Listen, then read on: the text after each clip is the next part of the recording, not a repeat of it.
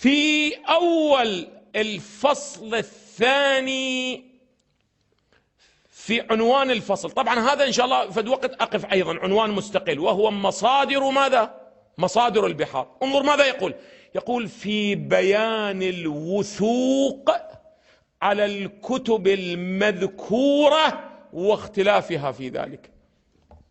إذن هو يعتقد أن كل مدى ينقل من هذه الكتب مولانا موثوقة أو غير موثوقة.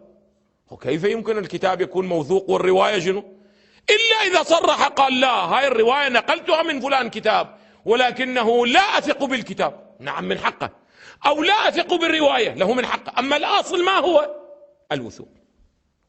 تعالوا معنا إلى صفحة 48 أعزائي من المجلد الأول، صفحة 48 من المجلد الأول، في أوائل الفصل الأول يقول هناك، يقول لئلا يترك في كتابنا يعني بحار الأنوار شيء من فوائد الأصول فيسقط بذلك عن درجة كمال القبول.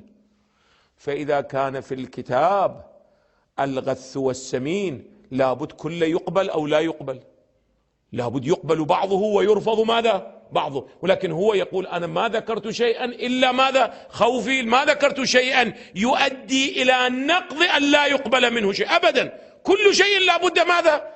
فيه كمال القبول.